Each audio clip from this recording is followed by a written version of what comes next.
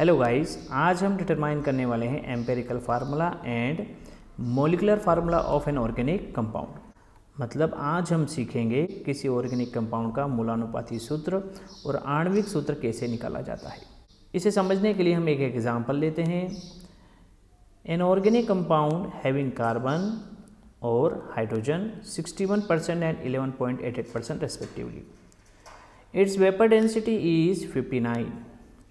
Determine its empirical as well as molecular formula. Question में एक organic compound दे रखा है। उस ऑर्गेनिक कंपाउंड में कार्बन और हाइड्रोजन का परसेंटेज दे रखा है 61 और 11.88%। उस कंपाउंड की वेपर डेंसिटी दे रखी है 59 और उस कंपाउंड का एम्पेरिकल फार्मूला और मोलिकुलर फार्मूला डिटरमाइन करना है। सबसे पहले मोलिकुलर फार्मूला निकालने के लिए हमें इस तरह से एक टेबल बनाना पड़ती है। सबसे पहले टेबल के फर्स्ट कॉलम में हम जो एलिमेंट्स क्वेश्चन में दे रखे हैं उनको लिख लेते हैं। कार्बन दे रखा है वहाँ पर और दे रखा है हाइड्रोजन। उनके सामने उनके परसेंटेज लिखे जाते हैं। कार्बन का परसेंटेज दे रखा है 61% और हाइड्रोजन का दे रखा है 11.88%। परसेंटेज के बाद थर्ड कॉलम आता है एटॉमिक मास का। कार्बन का एटॉमिक मास होता है 12 और हाइड्रोजन का एटॉमिक मास होता है 1। आगे बढ़ने से पहले हमें सबसे पहले ये चेक करना है कि क्वेश्चन में ये परसेंटेज हमारा 100% आना चाहिए। जितने भी एलिमेंट्स क्वेश्चन में दे रखे हैं उनका सम ऑफ द परसेंटेज 100% आना चाहिए। तो आइए देखते हैं, हम इन दोनों को जोड़ते हैं। हमारे पास कितना परसेंटेज आ रहा है। कार्बन का 61 प्लस हाइड्रोजन का 11.88% जोड़ने पर आ रहा है 72.88%। मीन्स ये 100% नहीं हो रहा है। मीन्स क्वेश्चन में एक और एलिमेंट हिडन है जिसका परसेंटेज हमें नहीं बताया गया है। तो वो एलिमेंट बाय डिफ़ॉल्ट होगा ऑक्सीजन। तो हमें ये समझना है कि ऑर्गेनिक कंपाउंड में कार्बन हाइड्रोजन के अलावा ऑक्सीजन भी हो सकता है। तो बाय डिफ़ॉल्ट वो एलिमेंट होगा ऑक्सीजन। अब हमें ऑक्सीजन का परसेंटेज निकालना है। तो ऑक्सीजन का परसेंटेज कैसे निकालेंगे जो क्वेश्चन में नहीं दे रखा है। ऑक्सीजन का परसेंटेज निकालने के लिए हम 100% में से जो टोटल परसेंटेज हमारा आया है कार्बन और हाइड्रोजन का उसे माइनस कर देंगे।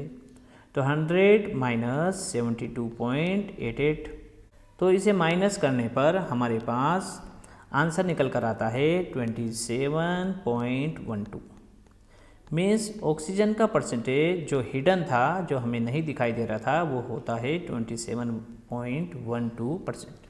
तो इस परसेंटेज को उठाकर हम इस टेबल में लिख देंगे। तो ऑक्सीजन का परसेंटेज हो गया 27.12 और ऑक्सीजन का एटॉमिक मास होता है 16।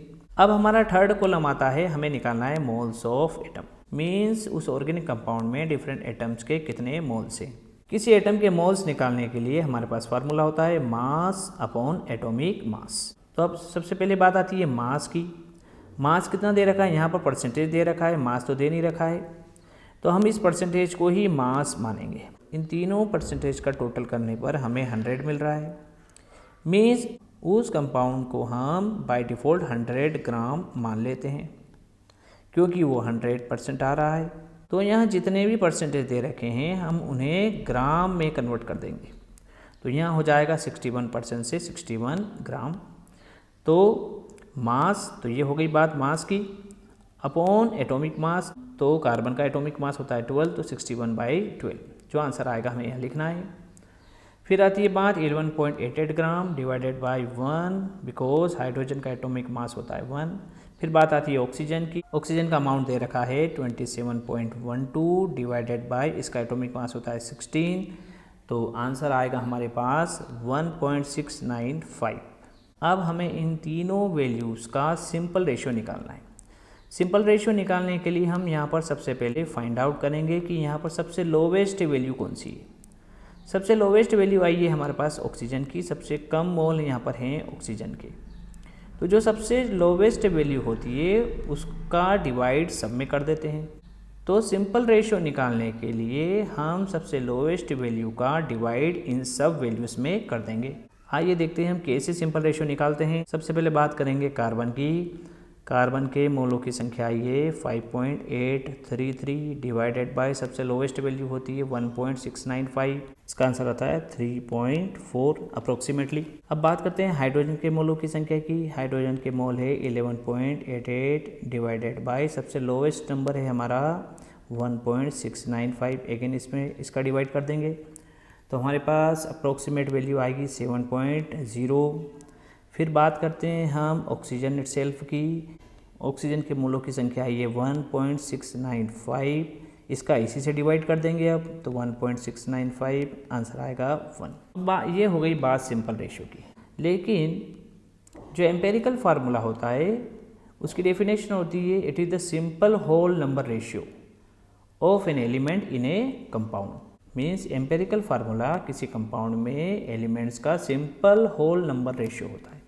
तो यहाँ पर जो आंसर हमारे पास आए वो होल नंबर नहीं आए, मीन्स पूर्णांक संख्या नहीं है, ये आई है डेसिमल में। कुछ तो होल नंबर आई है और कुछ आई है डेसिमल में। तो अब हम लिखेंगे इसका सिंपलेस्ट रेशियो या सिंपल होल नंबर रेशियो। तो 3.4 को हम लिख देंगे 3, 7.0 को हम लिख देंगे 7 और ऑक्सीजन का आया है 1 तो हम इसका 1 का 1 लिख देंगे। मीन्स जब सिंपलेस्ट होल नंबर रेशियो लिखा जाता है तब जितने भी डेसिमल्स होते हैं उन्हें हटा दिया जाता है तो हमारे पास होल नंबर्स आ जाते हैं। तो हमारे पास ऑर्गेनिक कंपाउंड में कार्बन का रेशियो आया है 3, हाइड्रोजन का आया है 7 और ऑक्सीजन का आया है 1। मीन्स उस ऑर्गेनिक कंपाउंड का एम्पेरिकल फार्मूला हुआ C3, क्योंकि कार्बन का आया है रेशियो 3, हाइड्रोजन का आया है 7, ऑक्सीजन का आया है 1, तो हो गया ये C3H7O1। मीन्स ये एम्पेरिकल फार्मूला हुआ उस ऑर्गेनिक कंपाउंड का। अब हमारा दूसरा ऑब्जेक्टिव है, हमें निकालना है मोलिकुलर फार्मूला। मोलिकुलर फार्मूला निकालने के लिए हम सबसे पहले एम्पेरिकल फार्मूला मास निकालेंगे। मीन्स जो एम्पेरिकल फार्मूला है उसके अंदर जो एलिमेंट्स हैं उनका मास निकालेंगे। एम्पेरिकल फार्मूला है C3H7O। मीन्स कार्बन 3 है, हाइड्रोजन 7 है और ऑक्सीजन 1 है। कार्बन का एटॉमिक मास होता है 12 और कार्बन का रेशियो आया है 3, मीन्स 12 × 3 प्लस हाइड्रोजन का एटॉमिक मास होता है 1, यहाँ पर रेशियो आया है 7 तो 1 × 7 और ऑक्सीजन का रेशियो आया है 1 और एटॉमिक मास होता है ऑक्सीजन का 16 तो 16 × 1। देयरफॉर इन तीनों वैल्यूज़ को जोड़ने पर हमारे पास आया आंसर 59। मीन्स एम्पेरिकल फार्मूला मास उस कंपाउंड का होता है 59। अब हमें निकालना है मोलिकुलर मास। मोलिकुलर मास निकालने के लिए एक फार्मूला होता है 2 × वाष्प घनत्व या वेपर डेंसिटी। हमारे क्वेश्चन में वेपर डेंसिटी दे रखी है 59। उस वेपर डेंसिटी की वैल्यू हम यहाँ पुटअप कर देंगे तो 2 × 59 इक्वल टू आया 118। तो मोलिकुलर मास आया 118 और एम्पेरिकल फार्मूला मास आया हमारे पास 59। ये दोनों वैल्यू आ गई है हमारे पास। अब हम निकालेंगे मोलिकुलर फार्मूला, क्योंकि हमें निकालना है मोलिकुलर फार्मूला। मोलिकुलर फार्मूला होता है empirical formula × n। Empirical formula हमारे पास ऊपर आ चुका है C3H7O।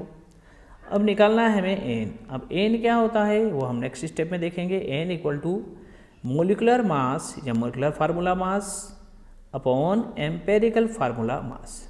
ये दोनों वैल्यू हम ऊपर निकाल चुके हैं। सबसे पहले बात करेंगे मोलिकुलर मास या मोलिकुलर फार्मूला मास। तो मोलिकुलर मास या मोलिकुलर फार्मूला मास हमने निकाल लिया है, जो आया हमारे पास 118। ये यहाँ हम पुटअप कर देंगे। अब बात आती है एम्पेरिकल फार्मूला मास की। एम्पेरिकल फार्मूला मास भी हम यहाँ पर निकाल चुके हैं, जो आया हमारे पास 59। तो 118 upon 59 equal to 2। Means n की वैल्यू हमारे पास आई है 2। एम्पेरिकल फार्मूला ऑलरेडी हमारे पास है। Molecular formula equal to empirical formula लिख देंगे इंटू 2। तो 2 × 3 6, 2 × 7 14 और 2 × 1 2।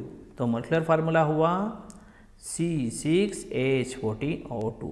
मतलब उस ऑर्गेनिक कंपाउंड का मोलिकुलर फार्मूला हुआ C6H14O2। So guys, thanks for watching this video. Thanks a lot. Bye bye.